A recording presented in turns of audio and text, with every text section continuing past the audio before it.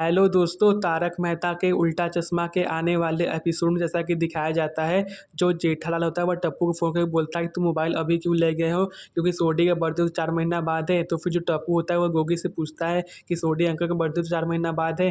तो फिर जो गोगी होता है वो बहाना मार देता है और फिर बोलता है कि मुझे पता है सोडी अंकल का बर्थडे 4 महीना बाद है, लेकिन मुझे अभी उनको सरप्राइज़ गिफ्ट देना है क्योंकि जो उनका बर्थडे है वो ये स्कूल वाला है और फिर जो उनका ओरिजिनल बर्थडे है वह 4 महीना बाद है। तो फिर जो टप्पू होता है वो मोबाइल दे देता है गोगी को और फिर जो गोगी होता है वो अपने दोस्त को फ़ोन करके बोलता है कि मेरे पास तो मोबाइल है। तो फिर उसका दोस्त होता है वो बोलता है कि तुम मोबाइल को बेच दो।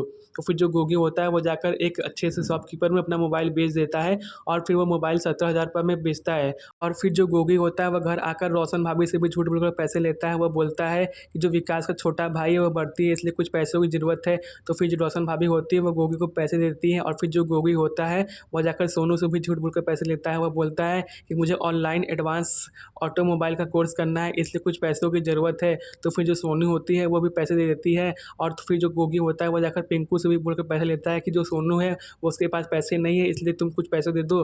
फिर गोली के पास जाकर बोलता है कि रोशन भाभी का बर्थडे आ रहा है, इसलिए कुछ पैसों की ज़रूरत है। तो फिर जो गोली होता है वह भी गोगी को 4,000 रुपये दे देता है और फिर जाकर से अब्दुल भाई से भी झूठ बोल कर पैसे लेता है। तो फिर दोस्तों आगे क्या होता है, क्या जो गोगी होता है वो इस बार भी पैसे हार जाता है या नहीं, जानने के लिए चैनल को सब्सक्राइब कर ले और लाइक करना न भूलें।